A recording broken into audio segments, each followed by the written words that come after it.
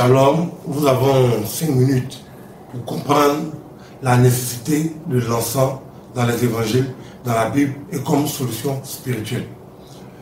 D'abord, beaucoup de personnes ont tendance à croire que l'encens est un élément diabolique, est un élément satanique, est un élément qui vient du royaume des ténèbres.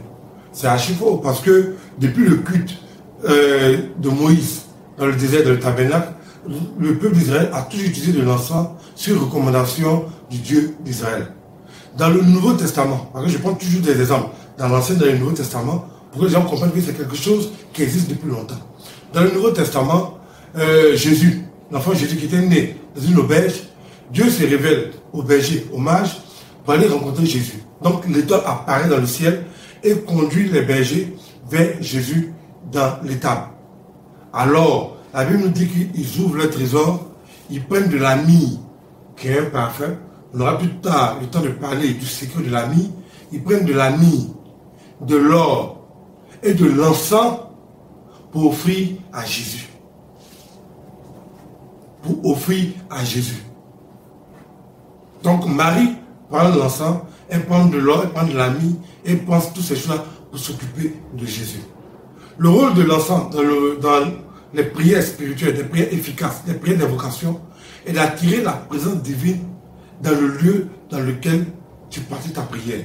C'est-à-dire que si tu pries, par exemple, dans ta chambre, ou bien moi, par exemple, dans mon sanctuaire, on allume l'encens pour attirer la présence angélique dans le lieu où on invoque Dieu. Donc, l'encens est d'une importance très capitale.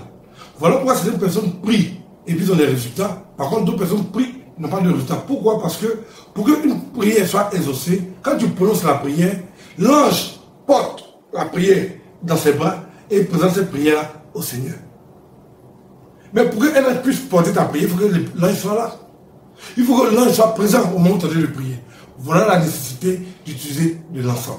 Il y a plusieurs types d'encens. Il y a des encens qu'on utilise pour appeler la présence des anges. Il y a des encens qu'on utilise pour repousser la puissance de la sorcellerie. Il y a des encens qu'on utilise pour raffermir un couple. Il y a des encens qu'on utilise pour se faire aimer dans son lieu de travail. Il y a des encens qu'on utilise pour faire prospérer son commerce. Tout dépend de l'encens que tu vas utiliser et les prières appropriées, les prières qu'il faut pour utiliser cet encens. Donc l'encens est d'une importance capitale dans toute adoration et dans toute solution spirituelle efficace et durable.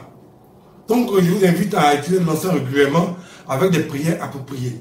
Je peux vous conseiller par exemple l'encens pontifical qui est vraiment très efficace. Je peux vous conseiller aussi l'encens de basilic qui est aussi très efficace et encore d'autres types d'encens. Mais je tiens à préciser que l'efficacité d'un encens dépend de la prière ou de l'invocation qui l'accompagne. Si tu as même le bon encens, il y a beaucoup de contrefaçons des encens, mais si même tu as le bon encens et que la prière qui accompagne n'est pas adaptée à l'encens qui est en train de brûler, c'est comme si tu n'as rien fait. Il n'y aura aucun résultat. Donc il faut le bon encens, c'est-à-dire de bonne qualité, qui était conçu dans les normes bibliques, et puis la prière adaptée à l'encens que tu as d'utiliser, afin d'avoir de bons résultats. Je vais vous montrer maintenant rapidement comment on peut utiliser l'encens basilic pour se désenvoûter, et enlever certains charges négatifs sur soi. Vous pouvez le faire pendant une semaine pour avoir de très bons résultats. Donc vous prenez l'encens basilic, vous le mettez dans un encensoir, il commence à brûler, et puis vous mettez votre visage sur la vapeur d'encens. Et puis vous commencez à utiliser, à lire, mais à réciter le psaume 3, en posant la main sur la terre, simplement. Et pendant que vous utilisez le psaume 3, avec la main posée au sol, à partir de ce moment-là, le processus de désenvoûtement va commencer et les liens vont commencer à tomber progressivement. Si tu le fais pendant 7, 14 ou 21 jours, selon l'intensité de l'envoûtement que tu subis, alors tu verras des résultats extraordinaires. Que le Seigneur nous aide, que Dieu soit avec nous, que Dieu nous donne la capacité de connaître ses voies et qu'il nous accompagne, nous et nos familles. Shalom.